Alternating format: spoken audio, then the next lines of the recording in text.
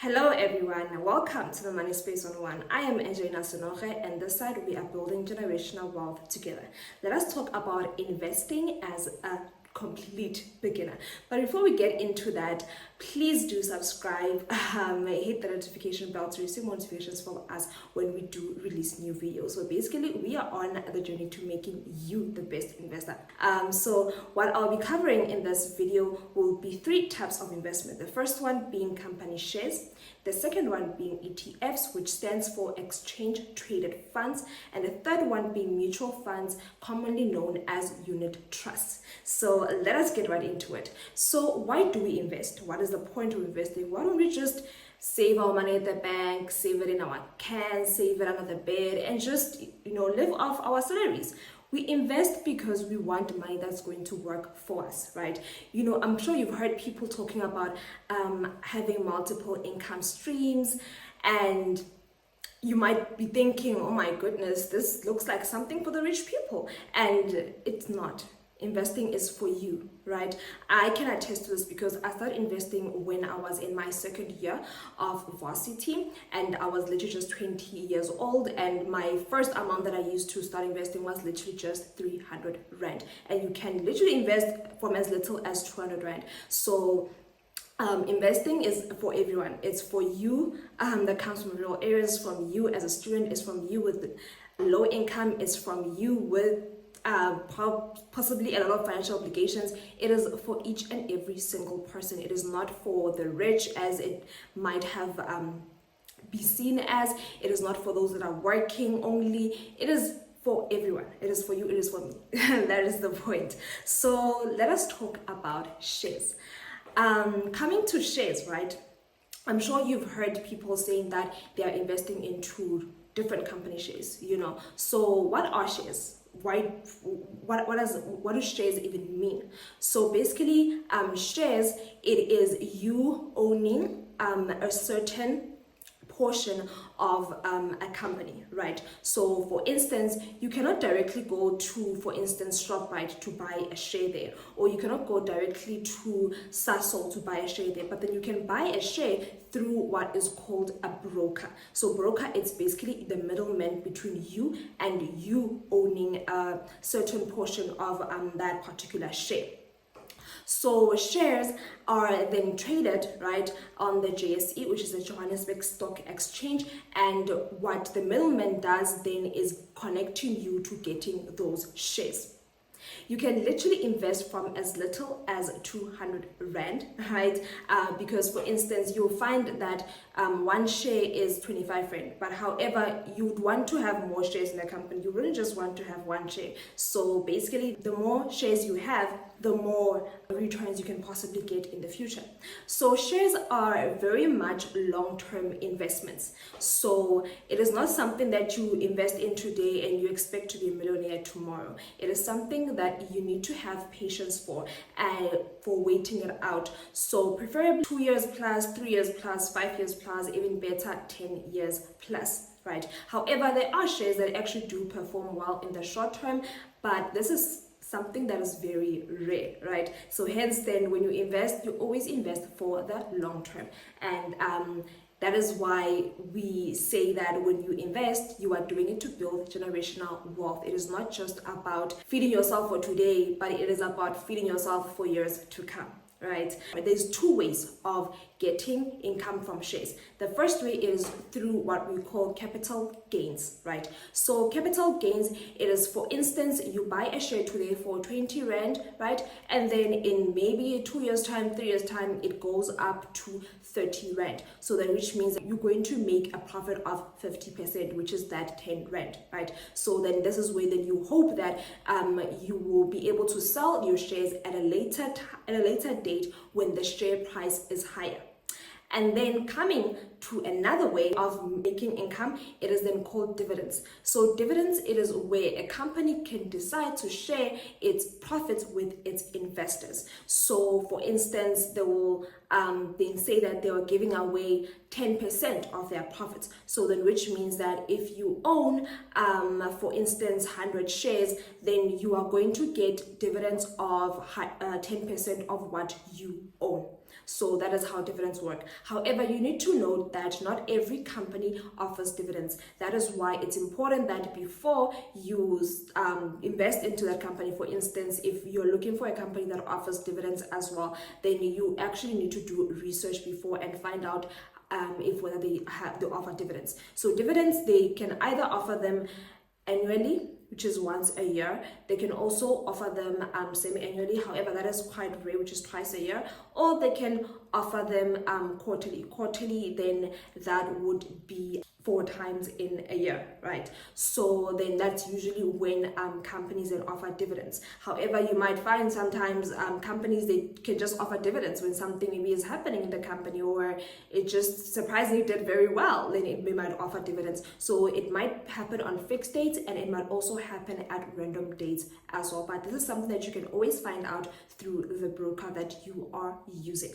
And the second investment will be ETFs, which is exchange traded funds. So exchange traded funds are basically a basket, or I like explaining it just to make it simple for you, a basket of different shares into one thing. So for instance, make an example with the S&P 500, which is very well known globally and also very well performing, right?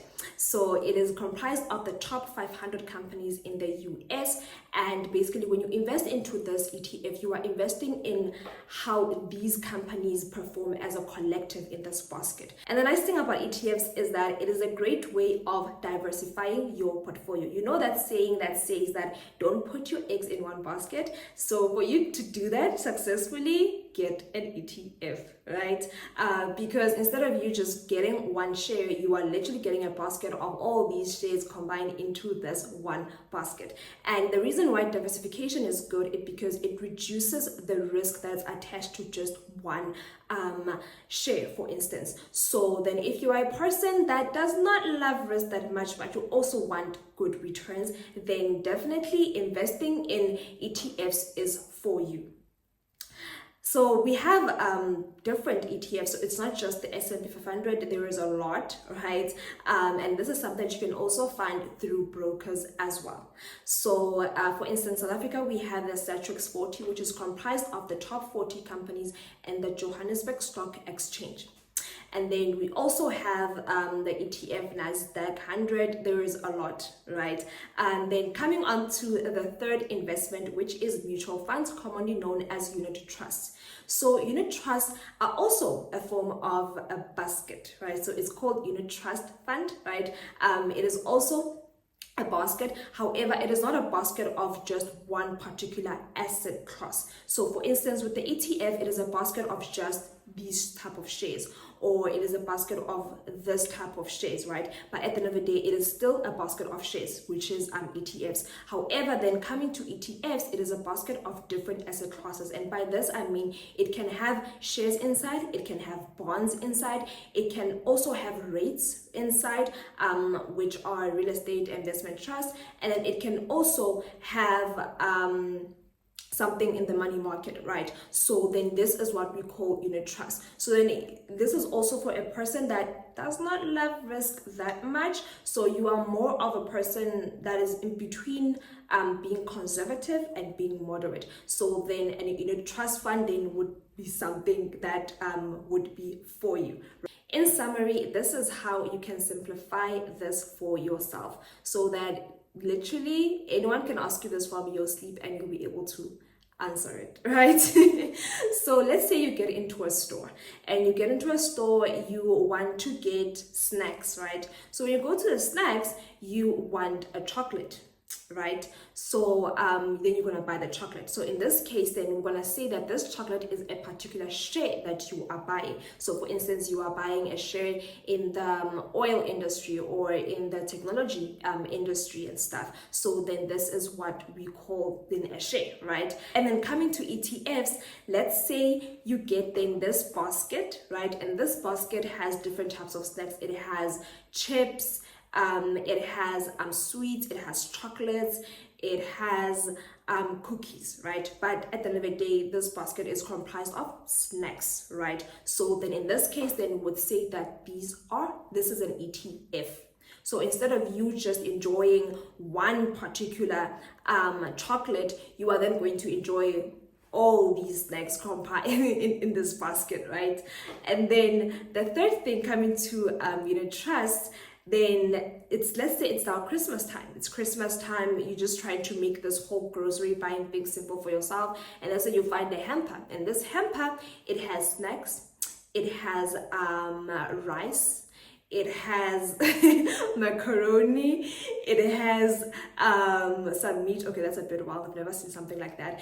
And then it has some dairy as well, right? So then in this case, then you have different types of food, which has snacks, there's dairy, there's meat, and all those things, starch and all of that, right? And in this case, then we would say that this is what a unit trust looks like. So then you are then investing into all these different types of asset classes, right? Different types of food, but at the end of the day, it's still food. At the end of the day, it's still investments, but it's from different asset classes, right? So that is how you can simplify this for yourself. I hope that you were able to understand everything. Don't forget to like, subscribe, and hit that notification bell to receive notifications from us when we do release a new video.